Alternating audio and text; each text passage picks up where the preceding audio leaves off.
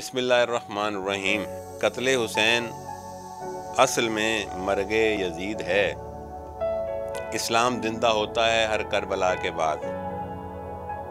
मुहर्रमुल हराम की आमद है और आज जो है यकम मुहर्रमुल हराम है। और आज हम यहाँ अपने स्टूडियो में मौजूद हैं कुछ मेहमानों के साथ। और मैंने ये शेर इसलिए पढ़ा कि यजीदियत और हुसैनियत हमें ये सबक देती है कि यजीद अपने आमाल की वजह से, अपने जुल्म और सितम की वजह से, अपने कर्र फर की वजह से जो उसने जुल्म के पहाड़ तोड़े, उसकी वजह से एक इस्तारा बन गया बुराई का, तकब्बुर का, गरूर का, और उस फिर गरूर को खाक में मिल जाने का। आज आपने देखा होगा कि हम अपनी बातों में हम ये इस्तारा इस्तेमाल करते हैं कि यजीद से तशबीह देते हैं। इसी तरह हुसैन अपनी कुर्बानी से, हक की खातिर अपनी जद्दोजहद से अमर हो गए और वो एक ऐसा इस्तारा बन गया कि जो जुल्म के ख़िलाफ़, जबर के ख़िलाफ़ डट जाने का इस्तारा है और जो रहती दुनिया तक कायम व दायम रहेगा।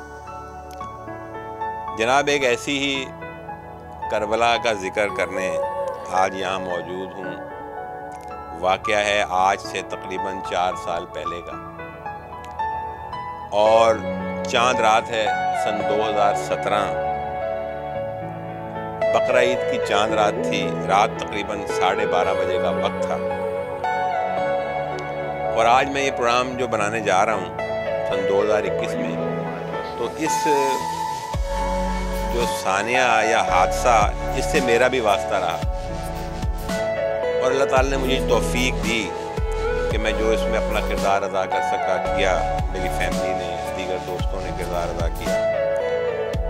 तो जनाब, आज दास्तान दोहराएंगे हम कुछ आपके सामने। आज से 4 साल पहले चांद रात 12:30 बजे का वक्त। और महकमा जो है, मैंने जो तशबीह दी यजीदियत से, के इलेक्ट्रिक आप जानते हैं कि कराची शहर में कई जाने बच्चों की, औरतों की, लोगों की जा चुकी हैं इनकी गफलत और लापरवाही की वजह से। और इस पे बहुत से लोग सोशल मीडिया पे और दीगर चैनल पे आवाज़ बुलंद करते हैं, लेकिन बस सिर्फ आवाज़ ही बुलंद करते हैं, उससे आगे। लेकिन अल्हम्दुलिल्लाह ये जो वाक़या है इसमें आगे तक गए और आज ये किसी नतीजे पर पहुंचा है ये वाक़या। 4 साल पहले जी, पंजाब का ज़िला मुजफ्फरगढ़ की तहसील कोट अद्दू, और कोट अद्दू का गांव है रंगपुर खेड़ा।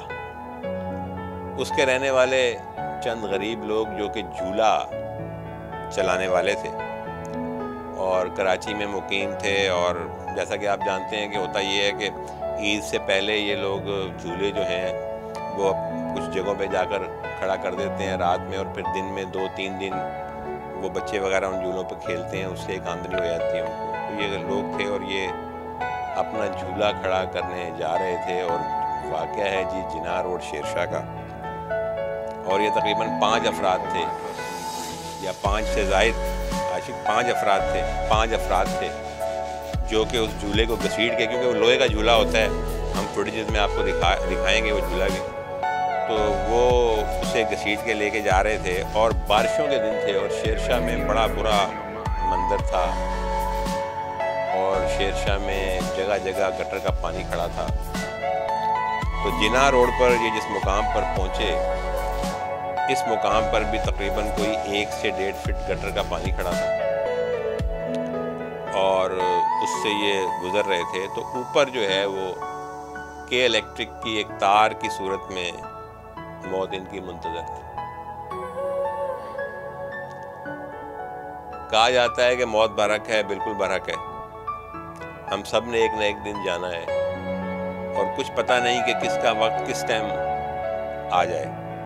मैं पहले भी अपने प्रोग्रामात में कह चुका हूँ कि जो बड़े बड़े वाक़यात होते हैं, इस तरह के बड़े बड़े सानियात होते हैं, जिस तरह ये 4 अफराद की हलाकत, 1 ज़ख्मी होने का सानिया, तो लोग भूल जाते हैं। कुछ अच्छे लोग होते हैं जो दर्द दिल रखने वाले, वो ज़्यादा देर तक याद रखते हैं। लेकिन जिनके वो अपने होते हैं, जिनके वो माँ बाप होते हैं, या जो उनके माँ बाप होते हैं, उनके बहन भाई होते हैं, उनके अजीज़ व अकारिब और दीगर रिश्तेदार होते हैं, उनके लिए सदमा चंद दिनों का नहीं होता, बल्कि वो सारी ज़िंदगी उस दुख को, उस गम को अपने साथ लेकर चलते हैं। लोग भूल जाते हैं, मीडिया भूल जाता है, चंद दिन की खबर होती है, उसके बाद ख़त्म हो जाती है। अरबाब इक़्तिदार व इख्तियार भूल जाते हैं, ज़िम्मेदारान भूल जाते हैं, लेकिन वो जो अहले खाना हैं, जो माँ बहन बेटे भाई, वो याद रखते हैं उनको, उनके बच्चे, उनकी बीवियाँ। तो ये एक ऐसा ही वाक़या है जी। उस झूले, हम उस जगह का मंजर भी आपको दिखा रहे हैं कि जिस जगह ये वाक़या हुआ, तो वहाँ पर ये जा रहे थे और वो के इलेक्ट्रिक की एक तार वहाँ खंबे से लटक रही थी। और ये इत्तफाक कहिए या अच्छा कहिए या अल्लाह ताला की तौफीक कहिए कि मैं अपनी ज़ाती बात कर रहा हूँ कि मैं बहुत से नाज़रीन नहीं जानते, लेकिन मैं यहीं इसी इलाके में रहता हूँ, और मेरी एक कंप्लेन जो है वो 2 दिन पहले इस तार के टूटने की दर्ज थी, और उस पर उन्होंने कोई कार्रवाई नहीं की थी। और मैंने जो वो कंप्लेन कर दी, मैं निकला तो वो मुझे लड़कों ने बताया, मोहल्ले के लड़कों ने, कि भाई ये तार टूटी हुई है, और मैंने वो कंप्लेन कर दी। तो वो कंप्लेन जो है अल्हम्दुलिल्लाह बाद में हमारे लिए, अगरचा कि के इलेक्ट्रिक ने दावा किया कि जी हमने उसको बना दिया था, लेकिन हमने तस्लीम नहीं किया, तो वो हमारे काम आई। तो प्रोग्राम को बनाने का मकसद भी ये है कि एक तो आप इनके दुख दर्द में शरीक हो सकें, और दूसरी बात ये कि हम इस बात का भी अदा कर सकें कि हमें जुल्म के ख़िलाफ़, जबर के ख़िलाफ़, नाइंसाफ़ी के ख़िलाफ़ खड़े होना चाहिए, मज़लूम के साथ खड़े होना चाहिए, गरीब के साथ खड़े होना चाहिए। अगर हम खड़े होंगे तो इंशाअल्लाह ताला, मुश्किल वक्त आता है लेकिन इंसान जो है निकल जाता है उन मराइल से, और उसे कुछ ना कुछ हासिल हो जाता है। इसीलिए मैं इस वाक़े को मिसाल बना के आपके सामने नाज़रीन पेश करना चाह रहा हूँ कि के इलेक्ट्रिक के ख़िलाफ़ सिर्फ वीडियो वायरल करने से कुछ नहीं होता, आपको खड़ा होना होगा इस जालिम महकमे के ख़िलाफ़, और अगर आप खड़े होंगे तो इंशाअल्लाह ताला अल्लाह आपकी मदद करेगा और मामलात हल होंगे। जनाब मेरे साथ मौजूद हैं उस रात को जो हादसा हुआ, उसमें तकरीबन 4 अफराद, जैसे कि मैंने बताया, हलाक हुए, शहीद हुए, और एक शख्स ज़ख्मी हुआ। तो जो शख्स हलाक हुए उनके नाम अरशद, अख्तर, साबिर और नवाब। तो जी अरशद के वालिद जनाब ग़ुलाम यासीन साहब मेरे साथ मौजूद हैं। अख्तर के वालिद मोहम्मद रफ़ीक साहब मेरे साथ मौजूद हैं। साबिर के वालिद मोहम्मद आशिक साहब मेरे साथ मौजूद हैं। ये ज़ख्मी भी हैं उस वाक़े में, मोहम्मद आशिक खुद भी ज़ख्मी हैं, और इनका बेटा जो है वो जाँ बहक हुआ। और नवाब के वालिद सुहार, उनकी घरवाली यानी नवाब की वालदा हमारे साथ मौजूद हैं। मैं आपको ये भी बताना चाहूँगा नाज़रीन कि ये अलमनाक तरीन वाक़या, इंतहाई अलमनाक तरीन वाक़या इसलिए भी है कि अरशद जो है, जिस तरह मैंने बताया, जिसके वालिद ग़ुलाम यासीन जो है मौजूद हैं, अरशद के वालिद ग़ुलाम यासीन यहाँ मौजूद हैं। ग़ुलाम यासीन जो अरशद के वालिद हैं, अरशद जो जहाँ बहक हुआ था उसका एक बेटा है, माशाल्लाह 3 बेटियां हैं, और ये जो चारों फ़र्द हैं ये 10 साल से कम उम्र बच्चे हैं सारे इनके। इस तरह मेरे साथ मोहम्मद रफ़ीक साहब मौजूद हैं। मोहम्मद रफ़ीक साहब का बेटा जो है अख्तर, इस साने में जहाँ बहक हुआ था। अख्तर की 3 बेटे और 3 बेटियां हैं, और उनकी भी उम्रें जो हैं कम हैं, 12-13 साल से नीचे की उनकी उम्रें, यानी सब कम उम्र बच्चे, क्योंकि ये खुद भी जवान थे। साथ ही ये हमारे मोहम्मद आशिक साहब मौजूद हैं। मोहम्मद मोहम्मद आशिक जो है, इनका बेटा साबिर जो है वो इस साने में हलाक हुआ था, और साबिर जो है वो गैर शादीशुदा था। और मोहम्मद आशिक जो है, जिन्हें आप देख रहे हैं, ये मोहम्मद आशिक जो है ज़ख्मी हुए थे बहुत शदीद तरीके से। मैंने तो उस टाइम भी इन्हें देखा था। अब तो 3 साल बाद काफ़ी जो है वो बेहतर हो चुके हैं मामलात। इनके हाथ जो है पूरा, आशिक भाई बताइएगा ज़रा, आप ये पूरा देखेंगे आप इनका जो है पूरा हाथ मुतासिर हुआ था। अब ये बहुत बेहतर हो गए हैं, पहले तो बहुत बुरी हालत थी इनकी। तो ये ख़ुद भी साथ थे, 5वें फ़र्द ये थे। तो इनका बेटा जो है वो जाँ बाग हुआ था, और ये ख़ुद जो है उसमें ज़ख्मी हुए थे आशिक। नवाब जी एक और नौजवान जो जाँ बाग हुआ था, जो वल्द सुहार हैं। तो नवाब की वालदा जो हैं हमारे साथ मौजूद हैं, बैठी हैं। नवाब का एक बेटा है जी, जो तकरीबन 6-7 साल से कम उम्र ही है, और जिस वक्त इसका इंतकाल हुआ तो उस वक्त ज़ाहिर 2-3 साल उसकी उम्र होगी। तो बताने का मकसद ये है कि ये सब जवान थे, तो ज़्यादा उम्र के लोग नहीं थे, और उन्होंने बहुत कुछ करना था इस माशरे के लिए, अपने बच्चों के लिए, अपने घर वालों के लिए, अपने माँ बाप के लिए, लेकिन उन्हें मौका नहीं मिल सका। इनके बच्चे छोटे छोटे हैं। तो क्या कि इलेक्ट्रिक खास करके लोगों को व दीगर अरबाब इक़्तिदार को ये एहसास है कि जो लोग मर जाते हैं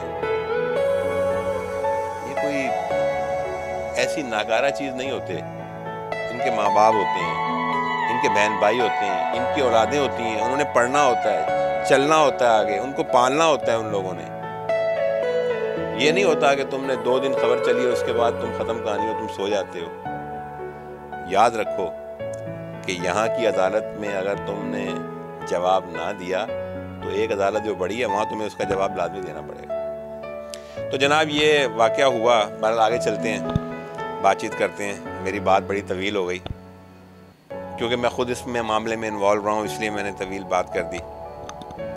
तो हमारे साथ जनाब ग़ुलाम यासीन साहब मौजूद हैं। ग़ुलाम यासीन साहब, थोड़ा सा अफसोस तो होता है, ज़ाहिर है इस तरह के वाक़े को दोबारा छेड़ने से गम ताज़ा हो जाता है, लेकिन मेरा मकसद जो है वो ये है कि एक तो आपके दर्द में शरीक हुआ जाए, लोग आपके दर्द में शरीक हों, और आइंदा के लिए लोग हिम्मत करें कि अगर किसी के साथ नाइंसाफ़ी होती है, ज़्यादती होती है, और कोई बंदा अगर कुछ कर सकता है, अल्लाह ताला ने उसको तौफ़ीक दी है, तो उसका साथ दें, लोगों को एक तरगीब का बाइस हो। तो आप थोड़ा सा बताएं जी अपने बेटे के बारे में, क्या कहते हैं आप, कैसा था बेटा आपका, कितने बच्चे हैं, और बच्चे भी हैं आपके? जी और बच्चे हैं, 3 बच्चे हैं, एक बच्ची है, छोटा सा बेटा ही है। अरशद जो था कैसा बच्चा था? अच्छा बच्चा था, फरमा बरदार था, शरारती था, क्या था, कैसा लड़का? बहुत शरीफ बंदा है, बड़ा निहायत शरीफ, किसी ਨੂੰ ना दुखावन वाला, ना किसी ਨੂੰ कोई दर्द देने वाला, बस रोज़ी दी खातिर आया ते इत्थे अल्लाह ताला मौत दे दी। अल्लाह माफ़ करे, बस असां तो कोई ना सहते, अल्लाह बेहतर जानदा है भाई किस तरह उसकी मौत आई, किस तरह उसनूं करंट लगा, क्या उस वास्ते मसला बना। असां दा 2 दिन उत्थे बाद लाशां पहुंचियां, तां सानूं उत्थे पेटियां बंद हो गए, असां दा रज के उन्हां दा चेहरा भी नहीं दिखा।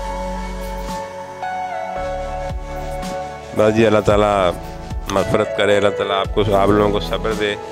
तो बच्चे जो अरशद के बच्चे बेटे बेटियां जी क्या कर रही हैं, पढ़ रहे हैं, क्या क्या सूरत है? जी आप पढ़ रही हैं, एक बेटी नहीं, छोटी जड़ी है वो नहीं पढ़ रही, बेटा ही पढ़ रही है, बेटियां ही पढ़ रही हैं।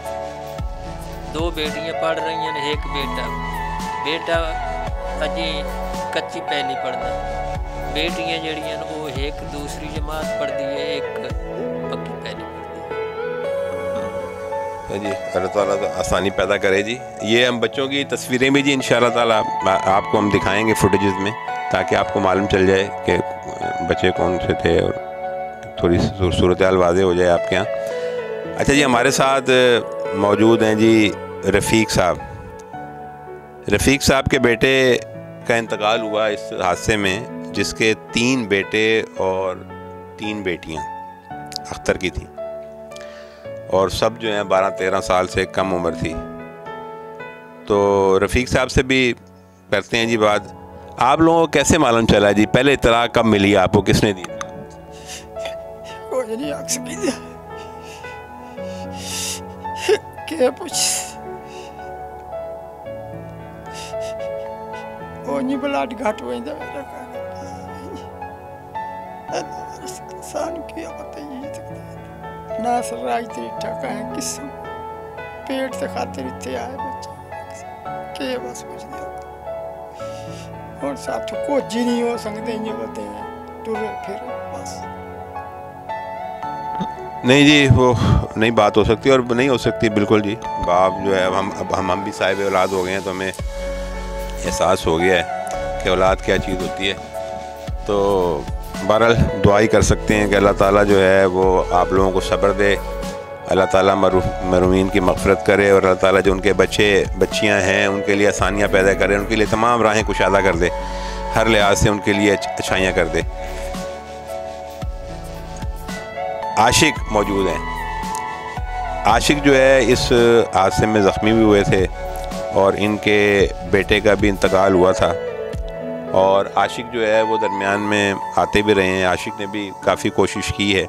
इनके एक और अज़ीज़ हैं खादिम, मैं उनसे भी आपको मिलवाऊंगा। इन्होंने भी काफ़ी कोशिश की है इसमें।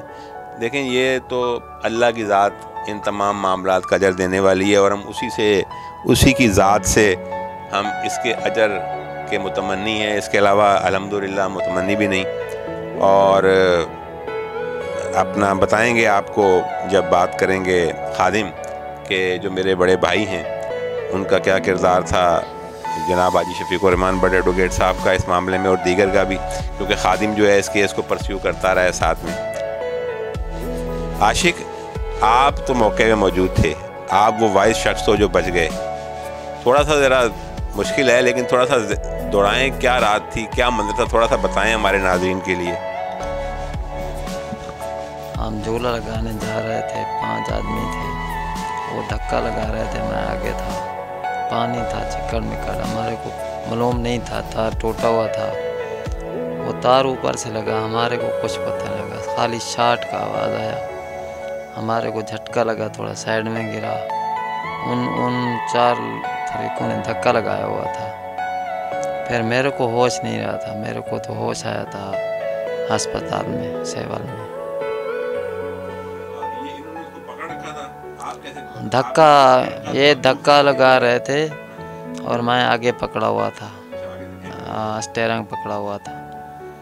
हमारे को कोई इल्म नहीं था, चिक्कड़ था तले गली में, तार टकराया ऊपर से, हम फिर झटका लगा, बेहोश हो गए। हमारे को सेवल में होश आया था, वो 4 बंदे हलाक हो गए थे, शहीद हो गए थे। हम रोज़ी के लिए जा रहे थे, पहले भी जाते थे, हमारे को मालूम नहीं था कि आज तार टूटा हुआ है। बेटा जो है कब से आपके साथ आया हुआ था, काम कर रहा था? मैं 1 महीना पहले आया था, 13-14 साल का था जी। शादी नहीं हुई थी। बहुत शरीफ लड़के थे चारों, वो पहले भी आते थे मजदूरी के लिए, पहले भी इधर माल लगाते थे, हमारे को मालूम नहीं था। आप लोग झूले का ही काम करते हो ज़्यादातर? जी हाँ, मजदूरी झूले का काम करते हैं या मजदूरी करते हैं।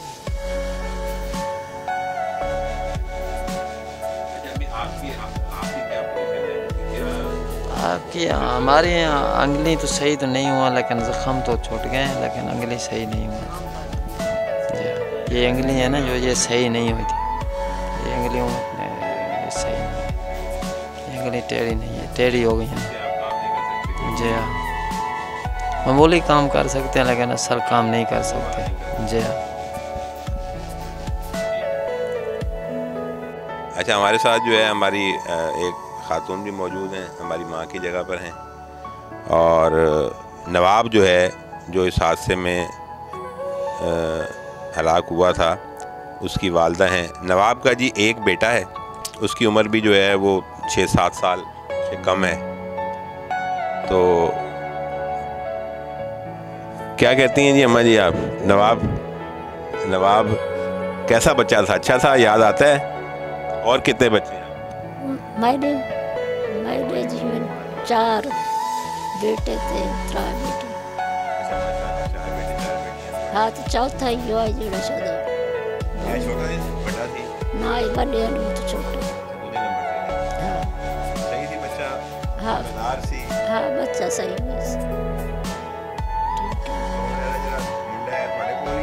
हाँ साढ़े को कर रहे हैं, पढ़ रहे हैं ना, वो छोटा है हाल पढ़ा लिखा। हाँ छोटा। ये जी उसकी वालदा थी जी नवाब की। अच्छा, मैं यहाँ पर जिस जगह ये वाक़या हुआ है, इस वहाँ के ऐनी शाहिदीन भी हमारे मोहल्ले के नौजवान हैं। मैं नाज़रीन आपको ये बताना चाहूँगा कि ये जो वाक़या जिस जगह हुआ, तो ये एक चौक है, वो हम आपको फुटेज में दिखाते हैं, आप कैमरामैन दिखाएगा आपको। तो ये एक खंबा था बड़ा पुराना, अब तो उसके साथ एक नया खंबा बन गया है और केबल पे उन्होंने सिस्टम कर दिया है, लेकिन वो पुराना खंबा भी मौजूद है। तो यहाँ पर एक दूध की दुकान थी। तो वो जो दूध की दुकान का एक कारीगर था, वो कारीगर जो था उसे मालूम था कि ये तार टूटी हुई है, क्योंकि वो तार जो थी वो टूटी हुई थी। जब हवा से वो तार लहराती थी तो वो खंबे के साथ लगती थी, तो वो शॉर्ट करती थी। मैंने इसी बात की कंप्लेन की हुई थी। तो जनाब रात 12:30 बजे का टाइम था, नीचे पानी था और बड़ा हूक आलिम था, लेकिन मैं इस इलाके के नौजवानों को खिराज तहसीन पेश करता हूँ जी कि मैं भी मौके पर पहुँच गया था, लेकिन थोड़ा सा लेट। लेकिन इन नौजवानों को मैं खिराज तहसीन पेश करता हूँ कि इन्होंने उन हालात में, वो जो दूध वाला कारीगर था उसने एक लकड़ी लेकर और उस लकड़ी की मदद से उस तार को झूले से हटाया, और झूले से हटाने के बाद उसने लोगों को आवाज़ लगाई कि भाई क्योंकि ज़ाहिर रात का टाइम था, नीचे पानी था, करंट की बात कोई करीब नहीं जा रहा था। उसने ये कहा कि भाई मैंने तार हटा दी है, अब करंट नहीं आ पाओ। तब मैं उन नौजवानों को खिराज तहसीन पेश करता हूँ इस मोहल्ले के, जो आगे आए और उन्होंने आके उस पानी से उन मैयतों को निकाला, और 2 मैयतों को सामने की साइड पे, फिर मैं भी पहुंच गया था, मैं फिर उसका ऐनी शाहिद हूँ। फिर 2 को ये दूध वाली दुकान में उन्होंने निकाला, और उसके बाद फिर मैं पहुंचा, और फिर पुलिस और एम्बुलेंस और सारे मामला जो है वो किए गए। तो वो नौजवान भी जी हमारे साथ मौजूद हैं। मैं चाहता हूँ कि वो भी उस रात का वाक़या आपके साथ शेयर करें, ताकि आप अंदाज़ा लगा सकें कि क्या मामला हुए थे। तो वो बोल रहा था कि आवाज़ें लगा रहा था, आओ मेरे तार ऊपर गी हुए, इनको निकाल लो। तो फिर मैं था, 1-2 और दोस्त थे, उन लोगों ने हिम्मत की, उनको पानी से बाहर निकाला। तो जिसमें से एक जो है बिल्कुल ही बेहोश थे, उनको जब पानी से बाहर निकाला तो वो खड़े हो गए थे 2 मिनट के लिए। फिर उसके बाद वो दोबारा उनकी हालत थोड़ी सीरियस हो गई थी। तो भट्ट साहब का बड़ा मेहरबानी कि इनका साथ दिया गरीबों का, इनका बहुत बहुत शुक्रिया जी। तकरीबन ये 12:30 का या 12 के करीब का टाइम था। हम जी यहाँ 1-2 झूले के अंदर लिपटे हुए थे, और एक जो है पानी के बाहर थे, और एक जो उस तरफ पानी के बाहर थे वो ये थे जो भाई ने अभी बताया भी। तो ये थे, बकाया और लोग भी थे, मौजूद थे जी। नहीं, हमारे मोहल्ले के बड़े लोग थे माशाल्लाह, उन लोगों ने हाथ लगाया, हिम्मत, वरना तो कोई करीब नहीं आता है इन चक्करों में, ऐसे मसलों में। मैं अपने घर पे मौजूद था, 12-12:30 का टाइम था। मेरे पास कॉल आई है, ईदी एम्बुलेंस वाले थे, उन्होंने कहा है कि भाई शेरशाह में आपके कोई झूले वगैरह लगते हैं। मैंने बोला जी लगते हैं, झूले तो हमारे हैं, लेकिन हमारे वो रिश्तेदार हैं, वो झूले वगैरह चलाते हैं। कहा जी उनको कोई बिजली का शॉर्ट सर्किट हुआ है, और हम लोग जो है मैयतें वगैरह आपके बच्चे हमने शेरशाह से मूव किए हैं और ट्रामा सेंटर में लेके आए हैं सिविल में, आप फिल फॉर वहाँ पे पहुँचो। मैं उस टाइम पे सोने के लिए तैयारी कर रहा था, मेरे तो कपड़े भी खैर पूरे नहीं थे, टी शर्ट और ट्राउज़र वगैरह पहना हुआ था। मैं वहाँ से भागा, बाइक उठाई, एक अपने और रिश्तेदार अजीज़ को साथ लिया, मैं सिविल अस्पताल पहुँचा। सिविल अस्पताल जब मैं पहुँचा तो MLO साहब उस टाइम पे थे, एक मेमन साहब, उनसे मेरी बात हुई। मैंने कहा कि वो जो शेरशाह से आप लेके आप बंदे आए हो झूले के हादसे वाले, वो मेरे रिश्तेदार हैं, कोई मेरे मामूजाद भाई का बच्चा है, कोई चचाजाद भाई का बच्चा है, ठीक है, मैं उनका वारिस हूँ, आप मुझे उनसे मिलवाएं। वो डॉक्टर के साथ लेके मुझे अंदर गए। जब मैं वहाँ पहुँचा तो मोहम्मद आशिक जो है ये उस वक़्त बेहोश थे, बाकी 4 जो है वो डेड बॉडियाँ थी और वो मतलब ख़राब आलूदा बदबूदार पानी के अंदर वो गिरे हैं झूले के इस शॉर्ट सर्किट की वजह से। तो उनकी कंडीशन मुझसे देखी नहीं जा रही थी। खैर मुझे तसल्ली दी, वहाँ ASI तारिक साहब थे, वो मौके पे पहुँचे, के इलेक्ट्रिक के 1-2 आदमी थे वो पहुँचे। उन्होंने मुझे काफ़ी कहा कि आप 1 लाख रुपए ले लो, आप 2 लाख रुपए ले लो, इसको हादसा तस्लीम कर लो, खुदा की तरफ से मौत आ गई है, फ़िलाँ है ढिमका है, यूँ तो उन्होंने बहुत मुझे कहा। मैंने कहा कि देखो मैं इसके बारे में कुछ नहीं कर सकता, अभी तो फ़िलहाल यही है कि मैं ये मैयतें अपने आबाई गाँव पहुँचाऊँगा, ये मेरे ख़ानदान के बच्चे हैं, मेरा ये खून है, तो मैं जैसे मुझे बड़े कहेंगे मैं उस के मुताबिक, उनके फ़ैसले के मुताबिक चलूँगा। फ़िलफ़ौर मैं आपको कोई ऐसा जवाब नहीं दे सकता। मेरे 4 जवान गए, अभी एक जो है वो बेहोश है, ये कोई होश में आएंगे उसके बाद, अभी आप मुझे डिस्टर्ब नहीं करो। उसके बाद ये हुआ कि वो केसी वाले और ASI अपनी पुलिस कार्रवाई करते हुए ये वहाँ से चले गए। मैंने वहाँ सिविल अस्पताल से डेड बॉडियाँ छिपा में मुंतकिल करवाई, छिपा में वहाँ पे इनको गुस्ल वगैरह करवाया, फिर इनको पेटियों के अंदर पैक करवाया, एम्बुलेंसों का बंदोबस्त किया 2 का, क्योंकि मैं भी गरीब आदमी था, इतना अफोर्ड नहीं कर सकता था, ऊपर से चांद रात थी, बकरीद थी, तो मैंने 2 एम्बुलेंसें बड़ी हायर की और उनके अंदर इनकी डेड बॉडियाँ 2-2 रखवा के मैंने आबाई गाँव में इनको रवाना किया। मैं ख़ुद वहाँ पे मौके पे गया तो वहाँ एक अजीब ही मंज़र था, जिसके घर पे मतलब 4 मैयतें पहुँच जाएं या खून के एक तासुरात ऐसे होते हैं कि बंदा वो बयान नहीं कर सकता है। वहाँ एक मेरे मामू थे, एक अरशद है जो इसके चचा थे। जब वो वहाँ पे मैयतें पहुँची तो अभी हम अपने शहर में पहुँचे ही नहीं थे कि पहले ही उनकी डेथ हो गई। 4 जिनके घर पे मैयतें पहुँच जाएँ वो थोड़ा दिल का भी उसको आर्जा था, तो हमारे लिए वो 4 नहीं वो फिर 5 मैयतें बन गई, बढ़ गई। हम लोगों ने जो है वहाँ पे जो इनकी तदफीन थी वो की। वहाँ से जब वापसी में मैं यहाँ कराची में आया तो मैंने शफीक भाई थे एडवोकेट साहब, उनसे मेरी दुआ सलाम हुई, मैं उनको मिला। यहाँ इलाके में आके मैंने पता किया, शहजाद साहब थे, इनकी बड़ी नवाजिश है, मैं इनके आज तक बच्चों को दुआएं देता हूँ, दोनों भाइयों की, कि अल्लाह इनको मेरी भी ज़िंदगी लगा दे। इन्होंने मेरे साथ कोऑपरेट की। मेरे गांव वालों ने कहा कि देखो बेटा, हम कराची में कोर्ट में नहीं लड़ सकते हैं, आप वहाँ के रहायशी हो, आप जिस तरीके का हमारे से तामन चाहोगे हम आपके साथ तामन करेंगे, लेकिन इस जालिम महकमे के ख़िलाफ़ आप डट जाओ। मैंने इन भाइयों के तामन से कोर्ट में केस फाइल किया। मोहम्मद शफीक भाई बट जो हैं वो मेरे साथ रहे, शाना बशाना साथ रहे। के इलेक्ट्रिक वालों ने 2-3 दफ़ा मेरे ऊपर हमला भी करवाया। एक दफ़ा नटी जटी पुल पे मैं पेशी हाई कोर्ट से भुगत के आ रहा था, मेरी बाइक के पीछे इन्होंने अपनी कार आके मारी, मुझे काफ़ी इन्होंने थ्रेट दिए। इन्होंने मेरे घर का मुआसरा किया, वहाँ पे मेरी मीटर की जेन्युइन केबलें लगी हुई थी वो काट के ले गए। इन्होंने हद तक कि मुझे यहाँ तक अजियत दी कि इन्होंने कहा कि किसी तरीके से इसको इतना प्रेशराइज, इतना परेशान कर दो कि ये कराची भी छोड़ के भाग जाए। लेकिन मैंने कहा कि जहाँ वो 4 चले गए ना, अगर मैं भी वहाँ चला गया तो मुझे कोई फ़र्क नहीं पड़ता है। अल्हम्दुलिल्लाह मेरे 4 बच्चे हैं, बड़ा बेटा मेरा ये बैठा है मेरे अकब में। मेरे लिए जैसे वो बच्चे थे वैसे ही आज मेरे लिए ये मेरा बच्चा है। मैंने सीना डट के इनके साथ 4 साल मुकाबला किए और अब आके इनके साथ कुछ मेरे करीब ताल्लुकात हुए। इन्होंने मुझे खूब थ्रेट किए, खूब परेशान किए, लेकिन मैं पीछे नहीं हटा। मैंने कहा है कि मरना जीना एक दफ़ा है, इस जालिम महकमे के ख़िलाफ़ जब तक कोई ऐसी कार्रवाई नहीं होगी तब तक ये पीछे नहीं आएगी। इन्होंने मुझे बड़ी बड़ी ऑफरें की, आप 10 लाख रुपए ले लो फ़ी कस के, आप मुझे माफ़ कर दो। उस टाइम पे मोहम्मद आशिक मेरे साथ हाई कोर्ट में खड़े हुए थे। मैंने इनको कहा कि मैं बल्दिया का रहायशी हूँ, मैं ख़ानदानी अमीर घराने का नहीं हूँ। मेरे एक छोटा सा मकान है 80 गज़ का बल्दिया में, उसकी इस वक्त मालियत जो है वो 20 लाख रुपए है। आप मुझे तो मतलब पैसे देने की खून की ऑफ़र कर रहे हो, मेरे पास 20 लाख रुपए का मकान है, आया मैं ये मकान देता हूँ, मैं सेल कर देता हूँ। आप 10 लाख दे रहे हो, मैं 20 लाख रुपए आपको देता हूँ, के इलेक्ट्रिक के महकमे को देता हूँ। आप वो बंदा लेके आओ जिसकी गफलत से मेरे ये 4 जवान गए। कोई आपके पास इसका मुबदल रास्ता है? जो बंदे गए हैं वो आप ला के दे सकते हो?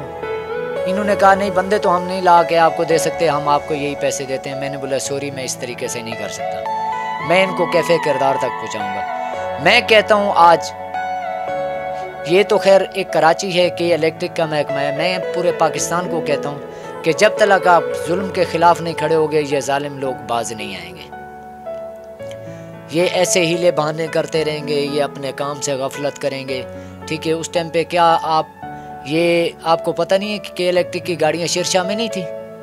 2-3 दिन पहले की पुरानी अगर कंप्लेन थी, बारिशें थी, बहुत से वाक़यात थे, ठीक है। तो क्या इलेक्ट्रिक को इतनी गफलत बरती कि ये अगर वो तार बना देते तो मेरे 4 जवान जाते?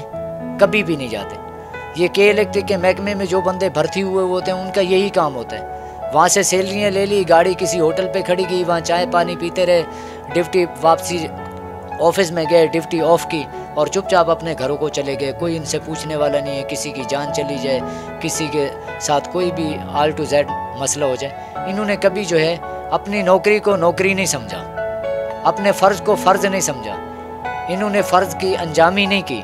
इस वजह से हम गरीब आदमी जो है ना, आए दिन कहीं ना कहीं किसी न किसी हादसे की वजह से मौत को गले लगा लेते हैं। आया कि हमारी वो मौत नहीं होती है, हमें ये तलखी से जानबूझ के ये बड़े लोग मारते हैं।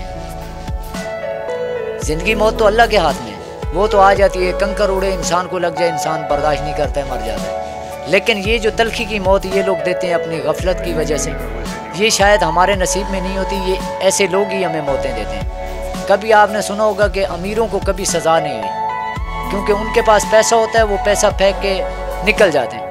और गरीब देखो सालों साल कोर्ट कचहरियाँ भुगत के मर जाते हैं, उनकी चप्पलें टूट जाती हैं। एक चला गया, उसका आगे बेटा एविडेंस के तहत पे खड़ा हो गया, मुद्दई बन गया, वो भी इसी तरीके से बसर हो जाते हैं। आज आप हाई कोर्ट में जाके देखो, 30-30, 40-40 साल से पुराने केस पड़े हुए हैं, आलूदा हो चुके हैं, लेकिन इसी के इलेक्ट्रिक वालों ने कोई उनकी आज तक दाद रसी नहीं की है। कोई उनको नहीं पूछा कि तुम्हारे बच्चे कैसे मरे, तुम्हारे साथ क्या हुआ, तुम्हारा ख़ानदान, तुम्हारे अहले खाना वालों पे क्या गुजरी होगी। तो मैं यही कहता हूँ कि अल्लाह इनको हिदायत दे, अल्लाह इनको फ़र्ज़ की अंजामी देने की तौफ़ीक अता फ़रमाए। आगे मैं इसके अलावा क्या अल्फाज मेरे पास और हैं नहीं जो मैं अपनी ज़बान से बयां करूँ। Thank you. इन लोगों की बड़ी मेहरबानी है। इन लोगों ने खादिम भाई को मैंने फ़ोन किया और दूसरे रिश्तेदारों को, थोड़े इधर रहते थे कुछ, वो आए, वो लाशें उठाई और कफन दफन करवा के हमारे को भेजा। ईद का दिन था, कोई गाड़ी नहीं मिल रही थी, बहुत मुश्किल गाड़ी मिली, इधर से पहुंचा। लेकिन बाद में कागज़ गायब बहुत है, कागज़ कटवाए लोगों ने, पैरवाई की, अभी केस की बहुत पैरवाई की है। इन लोगों की बड़ी मेहरबानी है कि कुछ ना कुछ कर रहे हैं। इन लोगों की बड़ी मेहरबानी है। हम मजदूरी करने के लिए आए थे, हमारे को पता नहीं था इधर तार टूटी हुई को।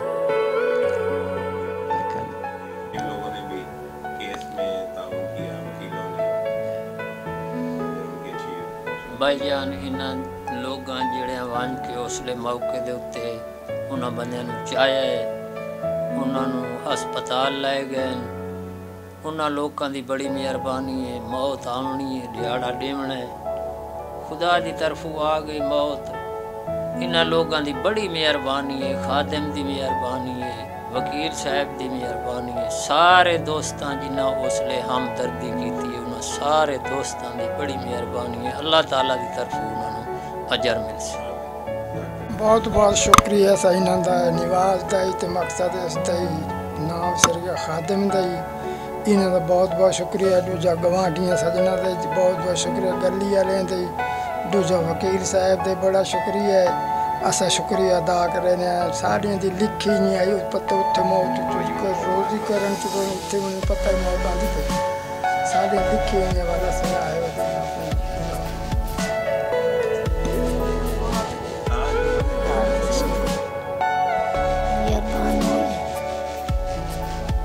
जिन्हें सदे चाय पुचाइए लाशा शुक्र है।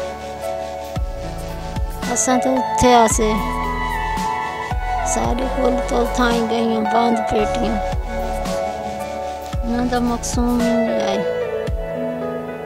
असां वदे ना दे पीछे अल्हम्दुलिल्लाह रब्बिल आलमीन अर्रहमानिर रहीम मालिकि यौमिद्दीन इय्याका नअबुदु व इय्याका नस्तईन इहदिnas सिरातल मुस्तक़ीम सिरातल लज़ीना अनअमता अलैहिम गैरिल मग़ज़ूबि अलैहिम वलद्दालीन बिस्मिल्लाहिर रहमानिर रहीम क़ुल हुवल्लाहु अहद अल्लाहु Samad lam yalid wa lam yulad wa lam yakul lahu कुफुवन अहद अल्लाहुम्मा सल्लि अला सय्यिदिना मौलाना मुहम्मद व अला आलि सय्यिदिना मौलाना